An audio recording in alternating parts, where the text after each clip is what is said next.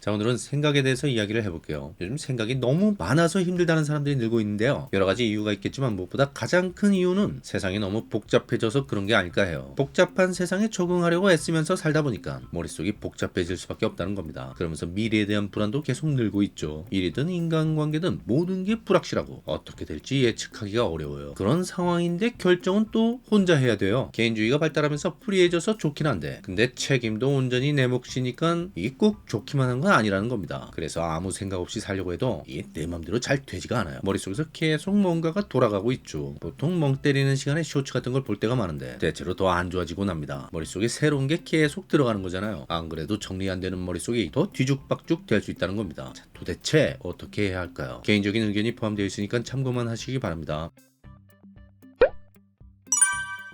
보통 N이 S에 비해 생각이 많다고 하잖아요. 멍 때린다는 말이 S는 진짜 아무 생각이 없는 거고 N은 딴 생각하는 거죠. 망상이나 공상에 빠지는 거고요. 생각이 오히려 더 많아질 수도 있습니다. 그래서 생각이 많아서 힘든 사람이라면 N일 가능성이 더 커요. 하지만 그렇다고 S라고 해서 다 생각이 없는 건 아니에요. 예컨대 ISFJ 유형이라면 S지만 생각이 꽤 많은 편입니다. 생각이 많은 게 반드시 나쁘다고는 할 수 없어요. 생각하는 능력 자체가 직업과 연결되는 경우도 많죠. 대표적인 게 소설가입니다. 소설이라는 게 상상, 그것도 일종의 생각이죠. 생각을 글로 옮겨 적은 거잖아요. 철학이나 사상은 아예 생각 그 자체라고 할 수 있고요. 그리고 과학이나 수학 이런 것도 생각이에요. 생각은 언어로 하는 거잖아요. 한국어나 영어만 언어가 아니라 수학도 일종의 언어라는 겁니다. 그래서 이런 분야의 천재성은 생각하는 능력과 관련이 있어요. 이런 사람들은 당연히 생각을 많이 하죠. 그게 자기 일이니까요. 근데 생각이 많은 게 천재성만 관련이 있는 게 아니라 광기하고도 관련이 있는 게 아닐까 해요. 정신병원에는 혼자서 중얼중얼대는 환자들이 많잖아요. 생각이 엄청 많다는 겁니다. 아마도 생각이 적어서 미치는 경우보다 생각이 많아서 미치는 경우가 훨씬 많을 걸로 보입니다. 그래서 정신건강의 측면으로만 보면 생각이 많은 게 별로 좋은 것 같지는 않아요. 아까 생각이 내 마음대로 안 된다는 얘기를 했는데 지금 바로 그걸 확인해 볼 수 있습니다. 이 영상을 일시 정지하시고 생각을 멈춰보세요. 아무 생각도 하지 말고 최대한 몇 분 혹은 몇 초까지 버틸 수 있는지 시험해 보시기 바랍니다. 이렇게 해보면 확실히 알게 됩니다. 생각이 내 마음대로 되는 게 아니라는 걸. 내 마음대로 된다면 원할 때 멈출 수가 있어야 되잖아요. 아니 온오프도 내 마음대로 안 되는데 뭐가 내 마음대로 된다는 겁니까? 그렇죠. 생각은요 사실 내 의지하고는 별로 상관이 없다는 거예요. 근데 우리는 살짝 착각을 하고 있는 거죠. 야 생각 좀 하고 살아. 자 쓸데없는 생각 좀 그만하고 이런 말을 아무렇지도 않게 하잖아요. 그런 얘기를 들어도 이상하게 생각하지도 않고 마치 우리가 생각을 마음대로 할 수 있는 것처럼 그런 얘기를 한다는 겁니다. 하지만 사실은 내 생각은 내 의지대로 되는 게 아니라는 거예요. 맞아.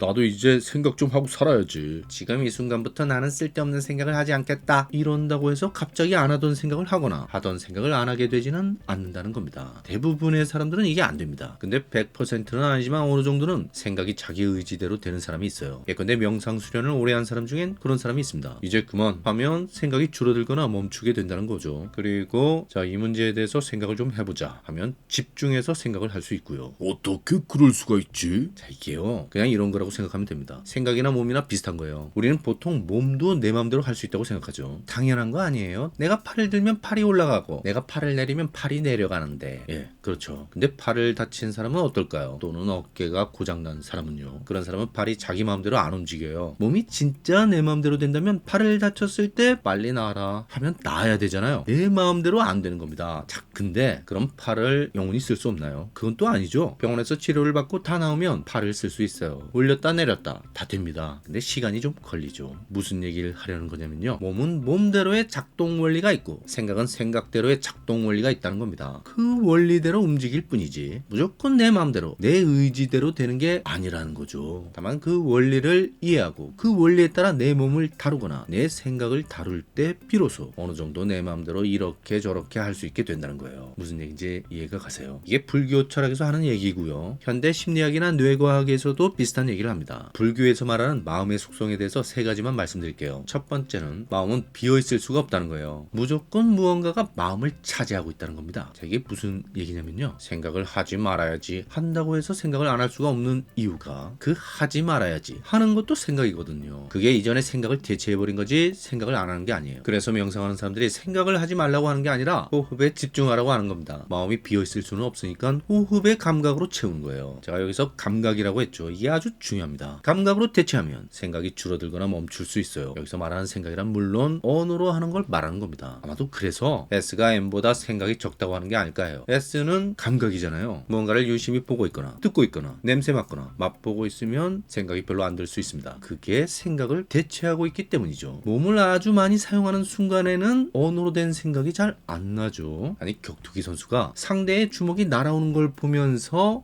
저기 주먹이 날아오고 있구나, 피해야겠다 하는 언어로 된 생각을 하면서 피합니까? 0.1초 안에 피하지 않으면 골로 가는데 생각이 아니라 몸이 반응하는 거고요. 그 감각을 처리하는데 뇌가 완전히 몰입하고 있는 거예요. 그래서 생각을 줄이는 가장 확실한 방법이 뭐냐? 감각에 집중하는 겁니다. 생각이 사라져버린 마음의 공간을 그 감각이 채우는 거고요. 뇌과학으로 보면 뇌가 감각 신호를 처리하기 위해 사고 회로에 투자되는 자원을 줄이는 거예요. 혹시 오해없길 바랍니다. 이렇게 얘기하면 또 S가 N보다 더 좋다는 얘기인가? 이렇게 받아들이는 분들이 있어요. N이라고 해서 다 그런 게 아니고요. 극단적으로 N에 치우쳐서 본인의 감각 기능을 거의 사용하지 않는 분들이 문제가 되는 거예요. 이 영상은 생각 과잉에 대한 이야기잖아요. S보다는 N 중에 그런 분들이 상대적으로 많다는 겁니다. 당연히 극단적으로 S에 치우친 분들도 문제가 있겠죠. 생각이 너무 많은 것과는 다른 문제가 있을 거예요. 자, 그리고 두 번째, 마음은 한 번에 하나의 대상만 붙든다는 겁니다. 최신 뇌과학에 의하면 멀티태스킹은 착각이라고 하죠. 뇌는 두 가지 일을 동시에 못한다는 거예요. 그래서 내일 발표할 과제를 생각하면서 동시에 지금 날아오는 상대의 주먹을 피할 수는 없다는 겁니다. 멀티태스킹이 된다고 생각하는 분도 있지만 사실은 동시에 되는 게 아니고요. 이거 했다 저거 했다 왔다 갔다 하는 거예요. 그게 뇌가 일하는 방식이라는 겁니다. 그래서 몸이나 호흡에 집중하면 생각이 사라지는 거죠. 어쨌든 그 감각을 제대로 느끼고 반응하려면 다른 걸 못하니까요. 근데 또 이런 건 있어요. 좋다. 그럼 내가 감각에 한번 집중해 보겠다. 그래서 명상을 하면서 들숨날숨에 집중하려고 하는데 이게 잘 안 돼요. 자꾸만 딴 생각이 나는 겁니다. 내가 지금 뭐 하는 거지? 이거 하면 진짜 좋아질까? 어휴 지루해. 언제까지 해야 돼? 자, 이게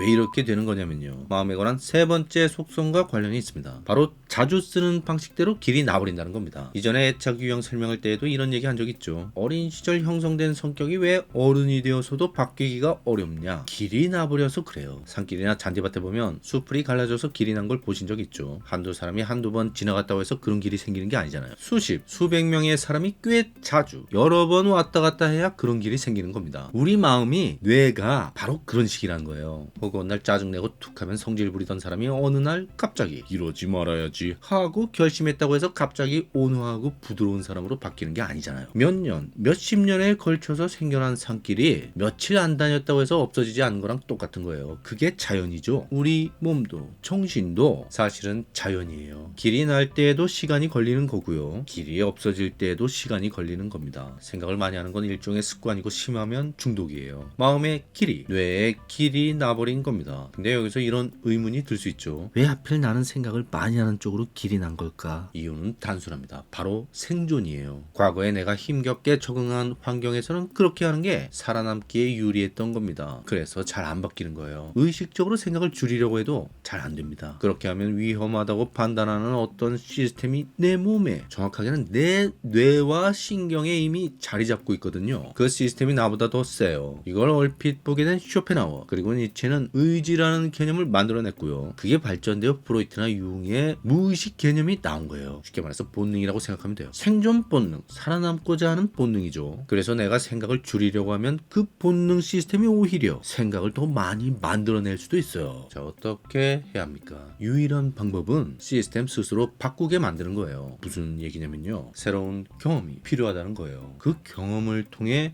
이게 더 나은데? 이렇게 느낄 수가 있어야 합니다. 예컨대 이런 거예요. 운동이나 명상이 좋다고 해서 억지로 하는 건 거의 소용이 없습니다. 좀 하다가 바로 원래대로 돌아갈 가능성이 커요. 근데 간혹 안 돌아가는 사람이 있습니다. 어떤 사람일까요? 어느 날 운동을 하는데 또는 명상을 하는데 머릿속이 너무 편한 거예요. 이런 경험을 단 한 번이라도 제대로 하면 뇌가 바뀌기 시작합니다. 왜? 그게 생존에 더 나을 것 같거든요. 그럼 바뀌기 시작하는 거예요. 뇌는 뭔가가 좋다는 걸 직접 경험해야 안다는 겁니다. 물론 그걸 바꾸려면 시간이 걸립니다. 말씀드렸듯이. 하지만 변화가 불가능한 건 결코 아니에요. 처음엔 좀 힘들어도 계속 다니다 보면 시간이 지나면서 길이 생기기 시작합니다. 이후에도 계속 그 길을 다니면 언제부터인가 마치 원래 거기에 있던 것처럼 제대로 된 길이 만들어지는 거죠. 변화는 가능합니다. 다만 시간이 좀 걸릴 뿐이에요. 그래서 머릿속에 생각이 너무 많다고 느끼면 운동이나 명상을 하면서 신체에서 올라오는 감각에 집중해보는 걸 권해드립니다. 그 감각이 머릿속을 가득 채울 때까지 해보세요. 처음엔 잘 안됩니다. 하지만 어느 순간 될 때가 있을 거예요. 그럼 된 겁니다. 딱 한 번이라도 좋다는 걸 알면 된 거예요. 왜냐면 그 한 번의 경험이 2번이 되고 3번이 되고 10번, 20번이 될 수 있거든요. 그렇게 하다 보면 내 마음과 몸에 새롭고 편안한 휴식 같은 오솔길이 생길 겁니다. 여기까지고요. 구독과 좋아요 부탁드리고요. 의견이나 질문을 댓글로 남겨주세요. 감사합니다.